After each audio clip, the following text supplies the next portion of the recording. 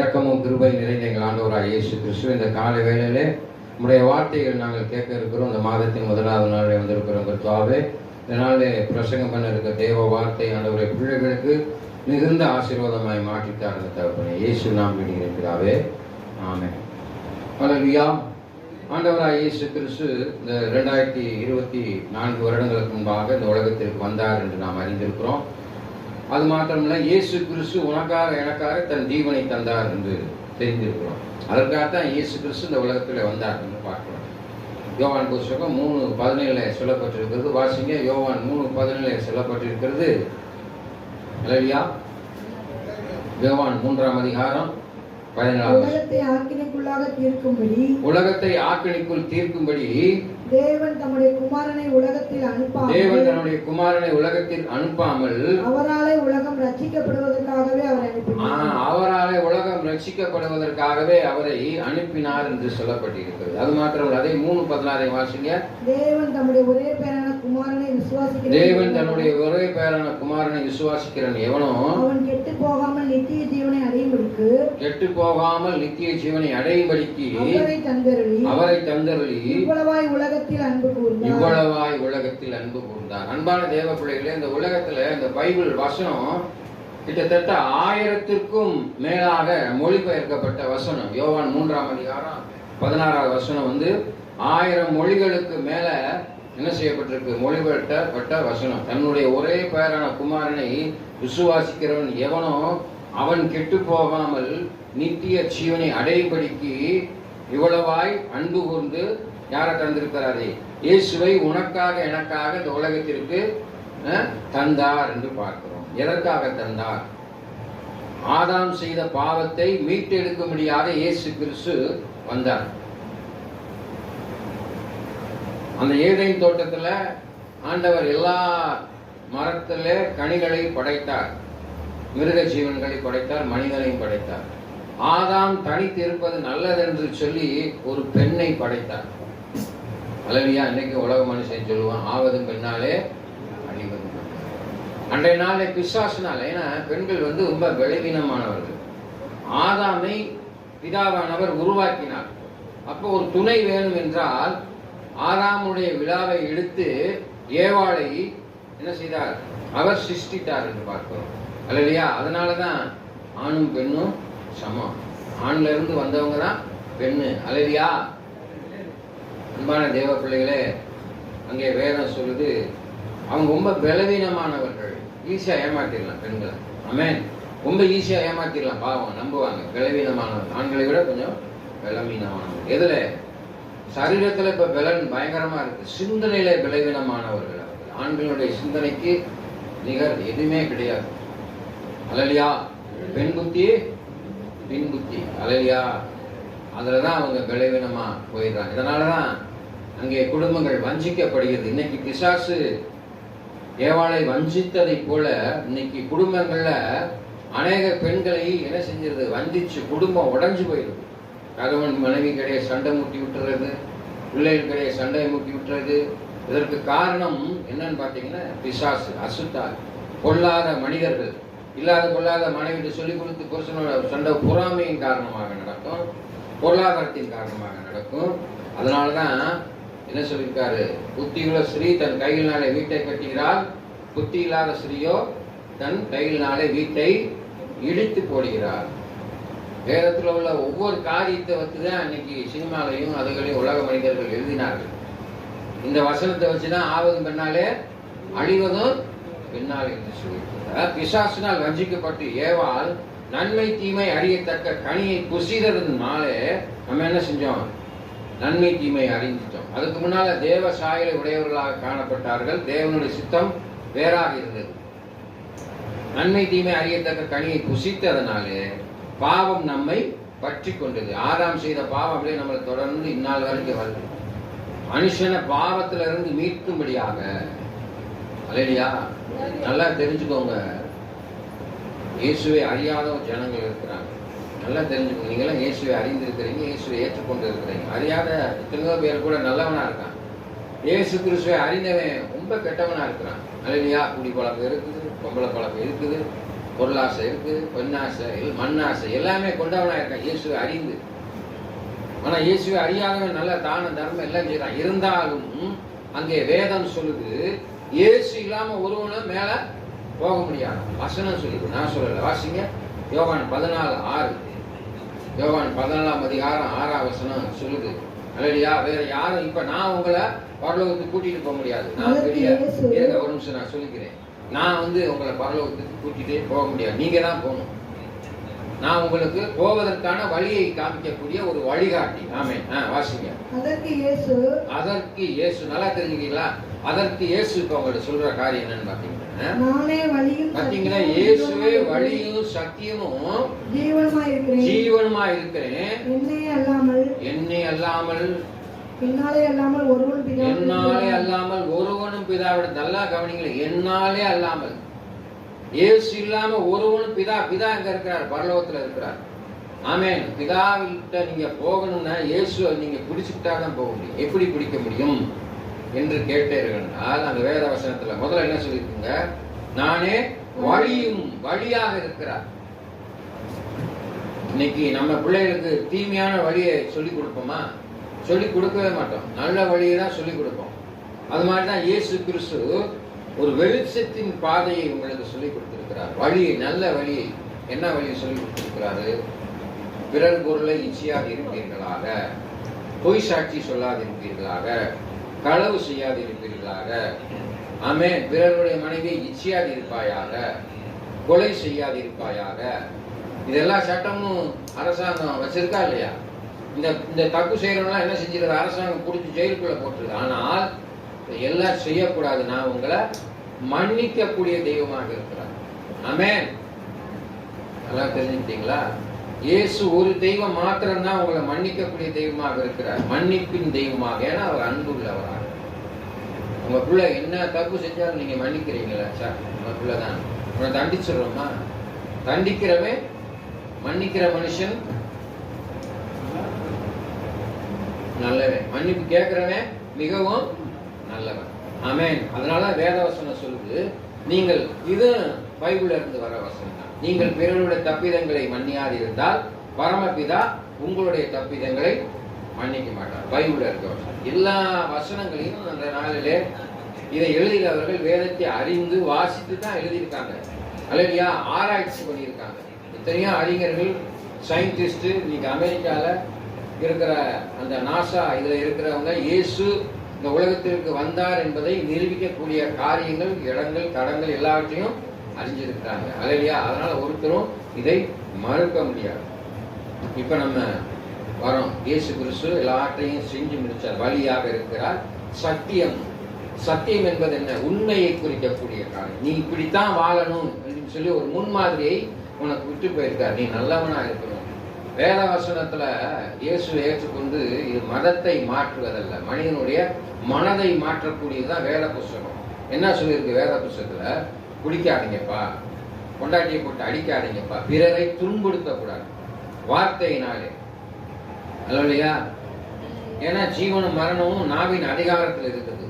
எந்த சூழ்நிலைகளிலும் நம்ம பிள்ளைகளை எப்பவுமே பிள்ளைகளையோ மற்றவர்களையோ வசைப்பாடக்கூடாது. நாசமா போக, வேதியில போக, நீ அழிஞ்சு போக என்று சொல்வீர்களானால் உங்களுடைய கவுண்ட் டவுன் ஸ்டார்ட் ஆயிடுச்சுன்னா, நீங்க மற்றவங்களை சபிச்சீங்கன்னா உங்களுக்கு அதே தான்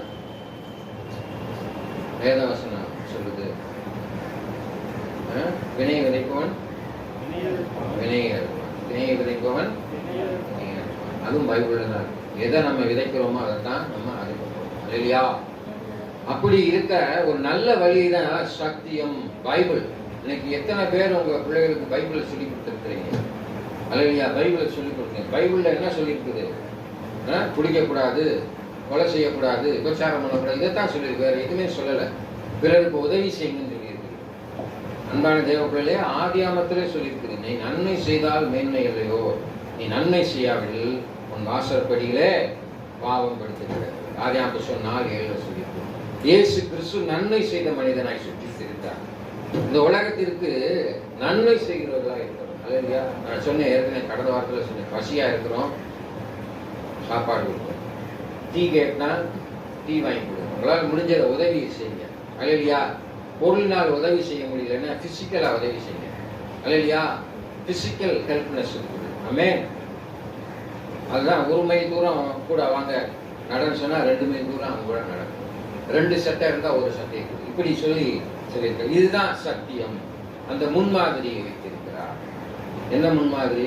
யாருமே கெட்டவனா வாழக்கூடாது, நல்லவனா இருக்கணும்னு வேதம் சொல்லுது. தேவன் ஒருவரை தவிர மற்ற ஒருவனும் நல்லவன் அல்ல. உலகத்துல நான் பரிசுத்தராய் இருக்கிறதை போல நீங்களும் பரிசுத்தமாய், தெய்வம் பரிசுத்தமா இருக்குல்ல, அல்லையா? நீங்களும் என்ன செய்யணும்?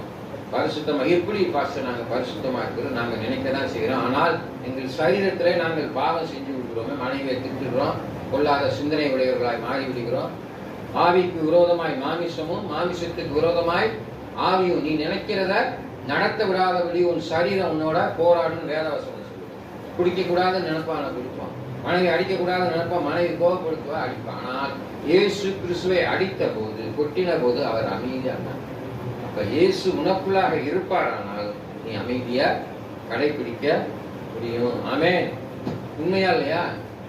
நிச்சயமாகவே செய்ய முடியும். அதன் பின்பு நாளை வழியும் சத்தியமும் ஜீவனுமாக இருக்கிறேன் என்று சொல்லியிருக்கார். ஜீவன், ஜீவன் என்பது இந்த உலகத்தில் இருக்கிற உயிர், இந்த சரீரம். ஜீவன் எங்க இருக்கு? யாரும் சொல்லுங்க. அமர்ந்திருக்கிறோம். உயிர் எங்கெங்க இருக்கு? உங்க உடல்ல எங்க இருக்கு உயிர்? இதயத்துல. வேற யாரு? வேற எங்க இருக்கு? அல்லையா? சரி. அன்பான தேவ பிள்ளைகளே, இருதயத்துல இல்ல. இருதயம் உங்களை இயக்கக்கூடிய ஒரு அவயமாக இருக்கிறது. உங்களுடைய உயிர் எங்க இருக்குன்னு பாத்தீங்கன்னா ரத்தத்துல இருக்கு. உங்க ரத்தம் பூரா வெளியே இருந்துச்சுன்னா என்ன ஆயிடும்? செத்து போயிடுவீங்க. அதனால ஜீவ அணுக்கள் இந்த ரத்தத்துல டிஎன்ஏ சொல்றாங்க பார்த்தீங்களா? டிஎன்ஏ சொல்றாங்க. இந்த ரத்தத்தை எடுத்துதான் டெஸ்ட் பண்றாங்க. அந்த உயிர் அதுலதான் இருக்குது. அல்லையா? விந்து அணுக்கள். அல்லையா? டிஎன்ஏ அதுக்கு பேர். இந்த டிஎன்ஏ எங்க இருந்து உருவாகுது? ரத்தத்துல இருந்து. பம்ப் பண்ணி விடுறதுதான் ஹார்ட். இப்போ உடம்புல ரத்தமே இல்ல, இருதயம் மாத்திரம் இருந்தா இயங்கிருமா? இயங்க. அப்போ உங்களுக்கு உயிர் எங்க இருக்கு? ரத்தத்துல. அல்லையா? ரத்தம். அதுதான் ஆபரேஷன் பண்ணும்போது என்ன செய்யறாங்க? ரத்த குறைவாய் ரத்த வெளியேறும் போது ரத்தம் கொடுத்து அவனுக்கு உயிரை கொடுத்து அவயங்களை இயக்க செய்யறாங்க சயின்டிபிக்கா. அப்ப அவங்க உயிர் எங்க இருக்கு? தெரிஞ்சுக்கோ. எங்க இருக்கு? ரத்தத்துல இருக்கு. அவன் ரத்தம் பூரா போய் செத்து போயிட்டான். ஆக்சிடென்ட் ஆகி மண்டையில் அடிபட்டு ரத்தம் பூரா போச்சு, அதனால செத்து போனான். சொல்றோமா இல்லையா? உங்களுடைய உயிர் எங்க இருக்கு? அந்த ரத்தம். அதனாலதான் இயேசு கிறிஸ்து தன் ரத்தத்தை சிந்தி உன்னையும் என்னையும் விளைக்கரையமாக வைக்கிறார். சிலுவையில அடிக்கப்பட்ட பொழுது ரத்தமெல்லாம் சிந்தி என்ன செஞ்சார்? உன்னை என்னையும் விளைக்கரையமா. அதனாலதான் இயேசு கிறிஸ்துவின் ரத்தம் சகல பாவைகளை நீக்கி சுத்திகரிக்கும். அதனால இயேசுவின் ரத்தத்தினாலே உங்களை கழுவுகிறோம். இயேசு கிறிஸ்து உன்னுடைய ரத்தம் இயேசு கிறிஸ்து ரத்தமாக மாறும் பொழுது என்ன செய்ய முடியாது? பாவம் உன்னில் இராது. அல்லையா? இறுதியாக அவரே வழியாக சத்தியமாக இருக்கிறது என்று சொல்லி அவர் மரித்து உயிர்த்து மேலே ஏறிட்டார். பரமேறிய பொன்ன பிறகு என்ன சொல்றார் அவரு? நான் உங்களுக்கு ஒரு தேற்றவாளனை விட்டு செல்கிறேன் அப்படின்னு சொல்றாரு. நான் மேல போயிட்டேன்னா இங்க யார் உங்களுக்கு ஆறுதலாக இருப்பார்? தேற்றவாளன். அந்த தேற்றவாளன் யாருன்னு பார்த்தீங்கன்னா பரிசுத்த ஆவியானவர். உனக்குள்ள ஒரு ஆவி இருக்கு பத்தியா? உனக்குள்ள ஒரு ஆவி இருக்கு. இந்த ஆவி உன்னை விட்டு பிரிஞ்சிருச்சுன்னா வெறும் கூடுதான். சரீரம் வெறும் கூடுதான். அந்த ஆவி 2 வகையான ஆவியாக இருக்கிறது. ஒண்ணு அசுத்த ஆவி, இன்னொன்னு நல்ல ஆவி, பரிசுத்த ஆவின்னு சொல்லப்படுது. அதனாலதான் ஒரு பரிசுத்த ஆவியை உங்களுக்கு விட்டு செல்கிறார். பரிசுத்த ஆவியானவர் என்ன செய்வாரு? நல்ல ஆவி என்ன செய்யும்? நல்லதை சிந்திக்கும். பொல்லாத ஆவி என்ன செய்யும்? பொல்லாததை சிந்திக்கும். அல்லையா? யாரெல்லாம் பொல்லாததை சிந்திக்கிறோம்? அல்லையா? ஆமே. அப்ப நம்ம எல்லாருமே நல்ல சிந்தனை உடையவர்கள் தான் இருக்க வேண்டும் என்று எண்ணுகிறோம். பிசாசு என்ன செய்யுது? நம்மளை வஞ்சிக்கு தீயதை யோசிக்க சொல்லுது. அதனாலதான் பிசாசு நம்மளுடைய சிந்தனையில பொல்லாததை விதைத்து, பொல்லாத சிந்தனையை விதைச்ச உடனே என்ன ஆயிடுது? சிந்தனை இருதயத்துக்கு வந்துடுது. இருதயத்துக்கு வந்த உடனே அதை என்ன செஞ்சிடறோம்? செயல்பாட்டுக்கு கொண்டு வந்துடுறோம். அல்லையா? அனிச்சை செயல் என்று சொல்லப்பட்டிருக்கு. பள்ளிக்கூடத்துல படிச்சிருப்பீங்க நினைக்கிறேன். அனிச்சை செயல். நம்ம வேட்டி டக்குன்னு கலந்துச்சுன்னு என்ன செய்யறோம்? வேட்டி கலந்துன்னு சிந்தனை சொன்னவன டபக்குன்னு வேட்டி இடிச்சு பிடிச்சிக்கிறோமா இல்லையா? ஏன் பிடிக்கிறோம்? நம்ம மானத்தை காப்பாற்றுது. அப்போ மானத்தை காப்பாற்றணும்னு நினைக்கிற உனக்கு அஞ்சிச்சை செயல் உன்னான உள்ளான அந்த மானத்தை காப்பாற்றும். வெளியான மானத்தை காட்டிலும் உள்ளான மானம் உனக்கு இருக்கு. மானம் கட்டவன், அவனுக்கு என்ன வந்தாலும் அவன் அப்படியே தான் இருக்கான். சொரண கட்டவன். சொல்றமா இல்லையா? சொல்றமா இல்லையா? அல்லையா? பொறுமை கடலிலும் தெரியும். வேற வசனம் சொல்லியிருக்குல்ல, என்ன சொல்லியிருக்கு? இது என் வேற வசனத்துல வந்தார். பொறுமை கடலிலும் பெருது. நீங்க பள்ளிக்கூடத்துல படிச்சிருப்பீங்க. எவன் ஒருவன் தன் வாயை திறவாமல் இருக்கிறானோ அவன் ஞானி எனப்படுவான் வேதத்துல. அல்லையா? இன்னைக்கு அங்க வேற வசனம் சொல்லிருக்கு, விசுவாசுடன் நெகிழ்வை. பிலிப்பியர் 3:3 வாசிங்க. பெரிய சாப்டர், சீக்கிரமா வாசிங்க. பிலிப்பியர் 3ஆம் அதிகாரம் 3வது வசனம். ஏனெனில் மாம்சத்தின் மேல் நம்பிக்கையாயிராமல். பாத்தீங்களா? ஏனெனில் நீங்க மாமிசத்தின் மேல, உங்க சரீரத்தின் மேல நம்பிக்கை வைக்கிறோம். எப்படி நம்பிக்கை வைக்கிறோம்? இன்னும் நம்ம குடிக்க கூடாது அப்படின்னு சொல்லி உங்க சரீரத்துல நினைக்கிறீங்க. ஆனா என்ன செஞ்சிருது? காட்டுல பார்த்த உடனே நாக்கு துரு துருந்தது, கை கடகடன்னு ஓடி. அல்லையா? அதான் மாமிசத்தின் மேல் நம்பிக்கை வைக்காதீங்க. ஆவியினாலே தேவனுக்கு ஆராதனை செய்து, ஆவியினாலே தேவனுக்கு ஆராதனை செய்து, கிறிஸ்து இயேசுவுக்குள் மேன்மை பாராட்டுகிற நாமே. பாத்தீங்களா? அங்கே வருது பாத்தீங்களா? கிறிஸ்து இயேசுவுக்குள் மேன்மை பாராட்டுகிற நாமே விருத்த சேதனம் உள்ளவர்களாக இருக்கிறாங்க. ஆமென். அப்ப நம்ம என்ன செய்யணும்? இருதயத்துல என்ன நினைக்கணும்? நல்லதை நினைக்கணும். இருதயத்துல நினைக்கணும்னு என்ன இருக்கணும்? சிந்தனையில பலப்படணும். அல்லையா? நீங்க இப்ப இங்க உட்காந்துக்கிட்டே என்ன சிந்திப்பீங்க? பெண்கள் நினைப்பாங்க, ஐயோ வீட்டை கூட்டணுமா, கேஸ் திறந்துருந்துச்சு, கேஸை மூடிட்டு வந்தோமா, பின்னால கதவை கொள்ள கதவை மூடிட்டு வந்தோமா, நேரம் நம்ம பிள்ளை அங்க சாப்பிட்டுமா அப்படின்னு யோசிச்சுருக்கோம். எங்க அது ஒருநிலைப்படுத்த வேண்டும். 7வது அறிவு இங்க இருப்பீங்க. நான் பேசுறது உங்க காதுல விழுகும், எல்லாமே கேட்பீங்க. ஆனா உங்க சிந்தனை மாத்திரம் வேறையும். அந்த சிந்தனையை நீங்க என்ன செய்யணும்? பலப்படுத்தணும். அதான் அந்த ஆவி. அந்த ஆவி யாரா இருக்கணும்? இயேசுவாக இருக்கணும். அதனாலதான் வேதவசனத்துல சொல்லிட்டு இரவும் பகலும் வேதத்துல தியானமா இருக்கிற மனுஷன் பாக்கியமா. அப்ப நாங்க எப்ப பார்த்தாலும் பைபிளே வாசிச்சுட்டு இருந்தோம்னா வேலை வெட்டி இல்லையா எங்களுக்கு? நாங்க வேலைக்கு போக வேணாமா? நீங்க ஒரு தடவை பைபிளை வாசிக்கிறீங்க, அந்த வசனத்தை கொண்டு உங்களுக்கு ஞாபகம் பார்த்தீங்களா? மூளை சிறு மூலையில ஸ்டோர் ஆயிருக்கும். நானே வழியும் சக்தியும் ஜீவமா இருக்கிறேன், என்னை அல்லாமல் ஒருவனும் பிதாவிடத்தில் வரான் என்ற வசனம் உங்களுக்கு ஸ்டோர் ஆயிருக்கும். அப்ப இயேசு நம்ம வாழ்க்கையில வழியா இருக்கிறார். நம்ம இன்னைக்கு நம்ம எப்படி நடக்கணும், என்ன செய்ய வேண்டும், இயேசு சொன்னதுபடி நம்ம நல்லவனா இருக்க வேண்டும் என்ற சிந்தனை வரும். வார்த்தை இருந்தாதான் உங்களுக்கு நடப்பீங்க. அப்ப 24 மணி நேரம் இயேசுவை சிந்திச்சுட்டு இருக்கீங்களா? 24 பைபிள்ல வாசிக்கிறீங்களா? அல்லையா? அங்க வேத வசனம் சொல்லுவாங்க. யோவான் புஸ்தகம் 1ஆம் அதிகாரம் 3வது வசனம். 1ஆம் அதிகாரம் 3ஆம் வசனம். 1ஆம் அதிகாரம் 3ஆம். யோவான் 1ஆம் அதிகாரம் 33 வசனம். 33வது வசனம். நானும் இவரை அறியாதிருந்தேன், ஆனாலும் ஜலத்தினால் ஞானஸ்நானம் கொடுக்கும்படி. பாத்தீங்களா? நான் இயேசுவை அறியாதிருந்தேன், இருந்தாலும் ஜலத்தினால் ஞானஸ்நானம் கொடுக்கும்படி என்னை அனுப்பினவர். ஞானத்தினாலே ஞானஸ்நானம் கொடுக்கும்படி என்னை அனுப்பினவர். ஆவியானவர் இறங்கி யார் மேல் தங்குவதை நீ காண்பாயோ. ஆவியானவர் இறங்கி யார் மேல் தங்குவதை நீ காண்பாயோ. அவரே பரிசுத்த ஆவியினால் ஞானஸ்நானம் கொடுக்கிறவர் என்று எனக்கு சொல்லியிருந்தார். அவரே பரிசுத்த ஆவியினால் ஞானஸ்நானம் கொடுக்கிறவர் என்று எனக்கு சொல்லியிருந்தார். யோவான் சொல்றாரு. இயேசுவை பார்த்து இப்ப இயேசு கிறிஸ்துவே முழுக்க எத்தனை பேர் நீங்க முழுக்க ஞானஸ்நானம் எடுத்துக்கிறீங்க? இல்லையா? தண்ணியில முக்கி முழுக்க ஞானஸ்நானம் எடுக்கலையா? என்ன பால்பாண்டி இன்னும் நீங்க உட்காருங்க. முழுக்க ஞானஸ்நானம் எடுக்கல. எத்தனை பேர் எடுக்கல? உட்காருங்க பால்பாண்டி, உட்காருங்க. கை தூக்குங்க. முழுக்க ஞானஸ்நானம் எடுக்காதவங்கலாம், எடுக்காதவங்க கை தூக்குங்க. யார் எடுக்க விரும்புறீங்க? அல்லையா? முழுக்க ஞானஸ்நானம் எடுத்தாதான் பரலோகத்துக்கு போக முடியும். தேவ பிள்ளைகளை, நீங்க நான் என்னதான் உங்களுக்கு பிரசங்கம் பண்ணாலும், என்னதான் நான் நல்லவனா இருந்தாலும், நீங்க நல்லவர்களா இருந்தாலும் போகவே முடியாது. ஜலத்தினாலும் ஆவியினாலும் பிறவாவிட்டால் தேவனுடைய ராஜ்யத்திலே பிரவேசிக்க முடியாது. இயேசு கிறிஸ்து யோவான் ஸ்நானத்துல இயேசு தெய்வம் தானே. ஆனா யோவான் என்னும் மனிதனிடத்துல என்ன செஞ்சாரு? பிதாவுடைய சித்தத்தை செய்யும்படியாக முழுக்க ஞானஸ்நானம் எடுத்த போதுதான் வானம் திறக்கப்பட்டார். அதுக்கு முன்னால் அவர் அற்புதம் செய்யல, அதிசயம் செய்யல. பரிசுத்தாவினுடைய வல்லமையை பெற்ற பிறகுதான் அவர் என்ன செஞ்சிருக்கிறாரு? அற்புத அடையாளங்களை, அவருடைய ஊழியமும் ஸ்டார்ட் ஆச்சு. அல்லது வாசிங்க யோவான் 3ஆம் அதிகாரம் 5, 6. யோவான் 3ஆம் அதிகாரம் 5, 6. இயேசு பிரதியுத்தரமாக ஒருவன் ஜலத்தினாலும் ஆவியினாலும் பாத்தீங்களா, இயேசு தான் சொல்றார், ஒருவன் ஜலத்தினாலும் ஆவியினாலும் பிறவாவிட்டால் தேவனுடைய ராஜ்யத்தில் பிரவேசிக்க மாட்டான் என்று, தேவனுடைய ராஜ்யத்தில் பிரவேசிக்க மாட்டான் என்று மெய்யாகவே மெய்யாகவே பொய் சொல்லல, மெய்யாகவே மெய்யாகவே சொல்கிறேன். மாம்சத்தினால் பிறப்பது மாம்சமாயிருக்கும், பாத்தீங்களா, மாமிசத்தினால் பிறப்பது மாமிசமா இருக்கும், ஆவியினால் பிறப்பது ஆவியாயிருக்கும். ஆவியினால் பிறப்பது ஆவியா இருக்கும். மாமிசத்தினால நீங்க பிறந்துட்டீங்கன்னா என்ன, மாமிசம் அம்மாவோட வயிற்றுல பிறந்தா அம்மா இந்த உலகத்துல அழிஞ்சு போயிடுவான். ஆனா ஆவியில நீங்க பிறக்கலைன்னா மேல போக முடியாது. அதான் 3:5 சொல்லியிருக்கு, ஜலத்தினாலும் ஆவியினாலும் பிறவாவிட்டால் தேவனுடைய ராஜ்யத்துல பிரவேசிக்க முடியாது. நீங்கள் சொல்வீர்களானால், விருப்பப்படுவீர்களானால் உங்களுக்கு முழுக்கான தானம் கொடுக்க தயாரா இருக்கு. ஆமென். யாரெல்லாம் பரலோகத்துக்கு போகணும்னு நினைக்கிறீங்களோ அவங்க அவசியமா முழுக்கு நாசம்.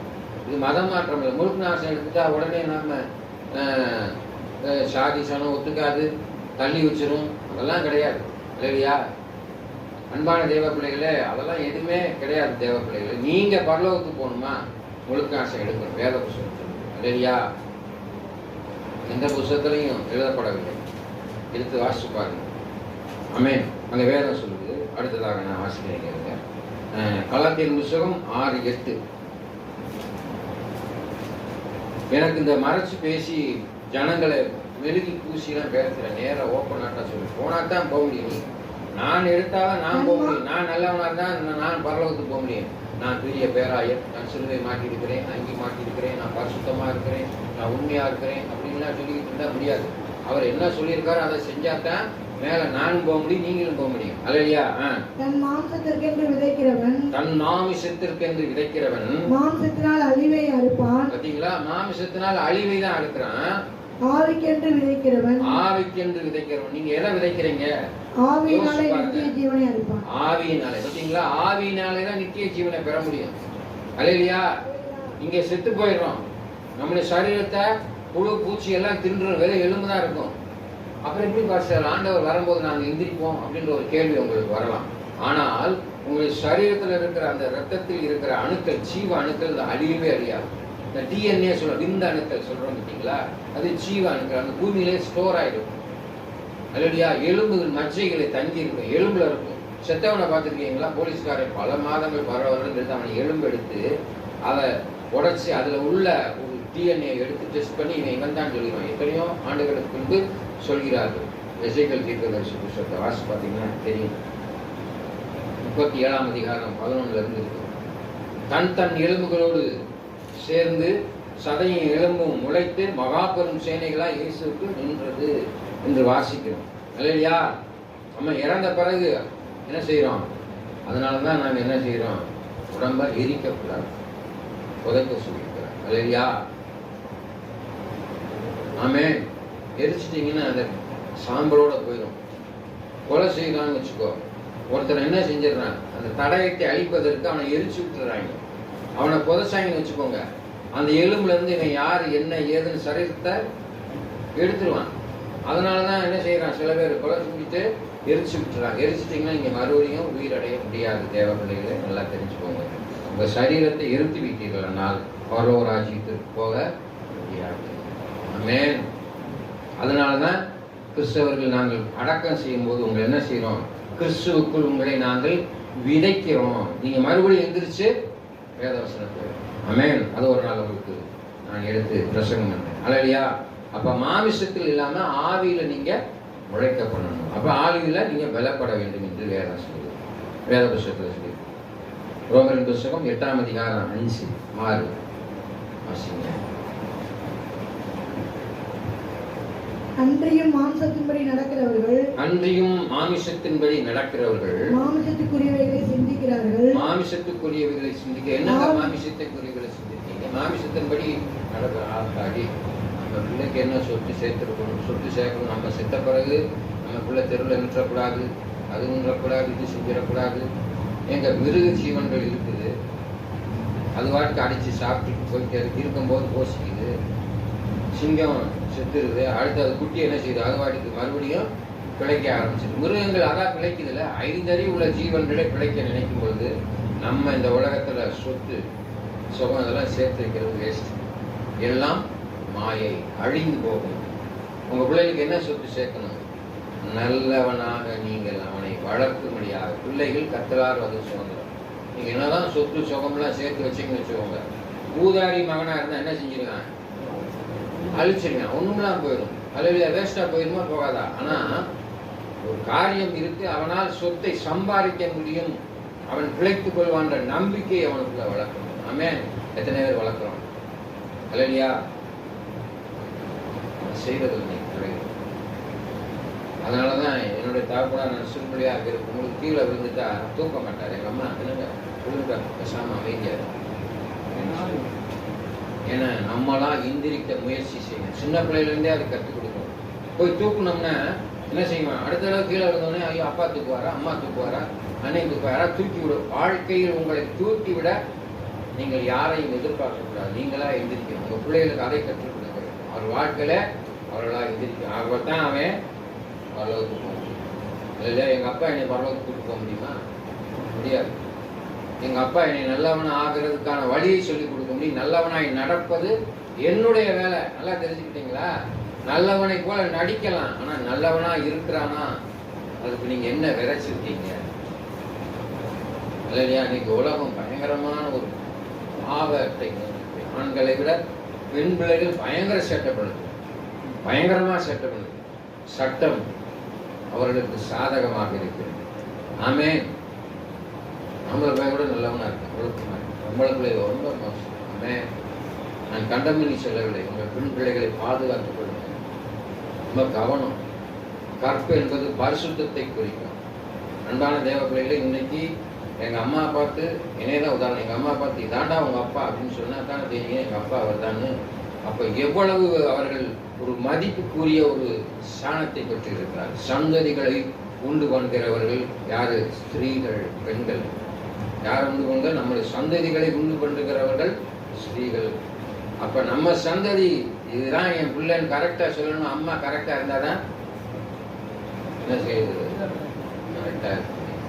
அதனால விசேஷமா உங்க பெண்பிள்ளை பிள்ளைக்காக, தகப்பன்மார், தாயார் கற்புகளுக்காக பிசாசினைக்கு அவருடைய கற்பை வஞ்சிக்கு அது லேசா நினைக்குது. இன்னைக்கு பொம்பளை பிள்ளைய கற்புன்னு என்னன்னு தெரியும், சொல்லிக் கொடுங்க. டீச் தம். கற்பு பரிசுத்தமானது. ஆமென். அல்லேலூயா. கற்பு என்னது? பரிசுத்தமானது. நாட் ஓன்லி ஃபீமேல், பெண்களுக்கு மாத்திரம் இல்லை, ஆண்களுக்கும் அது பரிசுத்தமானது. அல்லேலூயா. எப்படி ஆம்பளை எனக்கு பத்தினியான பொண்டாட்டி கிடைக்கும்னு நினைக்கிறேன், அதே மாதிரி தான் பெண்கள் நினைப்பாங்க. எனக்கு புருஷன் நல்ல புருஷனா இருப்பாங்க. அல்லேலூயா. அல்லேலூயா. சரி, இறுதியாக வாசித்து முடிப்போம். எபேசியர் புத்தகம் 6:15. எபேசியர் புத்தகம் 6:15.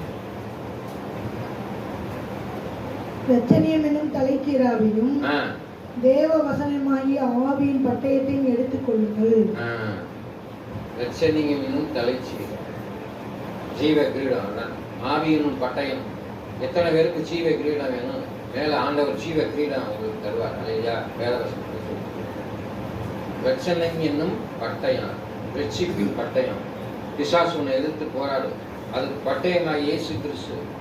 சண்டை போர்ல சண்டை போட்டு அந்த காலத்துல வெற்றி பெற்றாதானே நாட்டு ஜெயிக்க முடியும். அப்ப இந்த வாழ்க்கையில, இந்த உலகத்துல நீ ஜெயிக்கணும்னா பட்டயம் என்னும் என்னத்தை எடுக்கணும்? ஹலோ நெக்லஸ் வாசிங்க. பட்டயம் என்னும் இரட்சணியம் என்னும் தலைக்கீராவையும் பட்டயம் என்னும் தேவ வசனமாகிய ஆவியின் பட்டயத்தையும். தேவ வசனமாகிய பட்டயம். இப்ப வேத வசனம் தான் உங்களுக்கு பட்டயமா இருக்கும். அவனுடைய வார்த்தை கருப்புள்ளதா இருக்காது, அது இருபக்கமும் கூர்மையா இருக்கும். அது கிட்ட என்ன செய்யும்? குத்தக்கூடியதாக இருக்கும். கண்களை பிடிச்ச மகா இரக்கமும் கிருபையும் நிறைந்த எங்கள் ஆண்டவராகிய இயேசு கிறிஸ்து, இந்த கால வேளையில் எங்கள் சமூகத்தில் வருகிறோம். இந்த நாளிலே சொல்லப்பட்ட வேத வசனங்கள் பிள்ளைகளுக்கு மிகுந்த ஆசீர்வாதமாய் மாற்றித்தாங்க. நீதிமான் இன்னும் தன்னை நீதிமான் என்று சொல்லிக் கொள்ளட்டும், பரிசுத்தவான் இன்னும் தன்னை பரிசுத்தப்படுத்திக் கொள்ளட்டும். இந்த நாளிலே ஆண்டவரை ஆவியானவர்களை துணை கொண்டு ஆவியானவர்கள் வாழ்க்கையை அறிவாக, எண்ணமாக, செயலாக இருந்து எங்களை செயல்படுத்த நீர் எங்களுக்கு விட்டு சென்ற தேற்றவாளன் அமர்ந்திருக்கிற ஒவ்வொரு பிள்ளைகளுக்குள்ளாக இருந்து அவர்களை நல்வழிப்படுத்த கிருபை செய்யுங்க. நீ விட்டு சென்ற வழியை, முன்மாதிரியை நாங்கள் பின்பற்றி நடக்க கிருபை செய்யுங்க. வந்திருக்கிற ஒவ்வொரு தேவ பிள்ளைகளையும் ஆசீர்வதிங்க, பலப்படுத்துங்க. சுகத்தினாலும் ஆரோக்கியத்தினாலும் பொருளாதார தேவையான ஆசீர்வதிங்க தகப்பனே. அவர்களுக்கு விரோதமாய் இருக்கிற எல்லா தடைகளையும் இயேசு கிறிஸ்து நாமத்தாலே அதமாக்கி போடுங்க தகப்பனே. இந்த நாளிலே வந்திருக்கிற என்னுடைய தேவ பிள்ளைகளை விசுவாசிகளை கருத்தில் கொடுக்கிறேன். ஆசீர்வதிங்க, பலப்படுத்துங்க. இங்கிருந்து அவர்கள் கடந்து செல்லும் பொழுது இயேசு என்னோடு இருக்கிறார். என்னுடைய வாழ்க்கையை ஆவியானவனை நடத்துவார். என் வாழ்க்கையை தோல்வி இல்லை, என் வாழ்க்கையை வெற்றி உண்டு என்று சொல்லி நான் ஒரு நாள் வெட்கப்பட்டு போகாதபடி என் குடும்பங்களை என்னையும் தலை தூக்கி நிறுத்தும்படியாக அவருடைய பிள்ளைகளை ஆசீர்வதிங்க, பலப்படுத்துங்க. இயேசு கிறிஸ்துவின் நாமத்தில் இருக்கிறாவே. ஆமென். என் ஆத்துமாவே கர்த்தரை ஸ்தோத்திரி, என் முழுமையான பரிசுத்த நாமத்தை ஸ்தோத்திரி. என் ஆத்துமாவே கர்த்தரை ஸ்தோத்திரி, கர்த்தர் செய்த சகல வழியை மறவாதே. ஆமென். நம் ஆண்டவராகிய இயேசு கிறிஸ்துவின் கிருபையும் பிதாவாகிய தேவனுடைய அன்பும் பரிசுத்த ஆவியானவரின் நினைக்கும் இப்பொழுதும் எப்பொழுதும் சதா காலம் இருப்பதாக. ஆமென். கர்த்தர் தாமே ஆசீர்வதிப்பார்.